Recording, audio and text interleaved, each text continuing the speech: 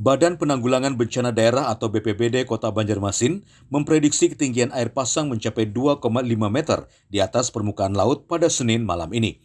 Kondisi itu pun disebut lebih tinggi dibanding minggu malam yang hanya 2,3 meter yang sempat merendam sejumlah wilayah di Kecamatan Banjarmasin Barat, Selatan, Tengah, dan Utara di ketinggian air dari 10 hingga 40 cm.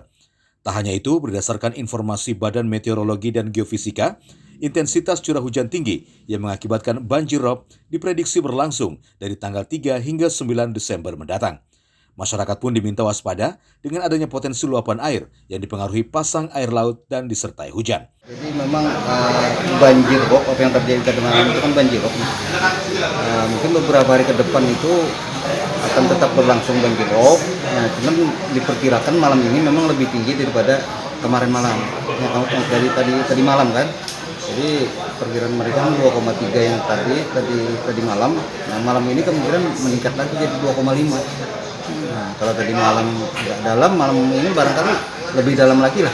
Nah, semakin tinggi pasang laut, itu tentunya juga akan berpengaruh dengan daratan yang ada di Banjarmasin.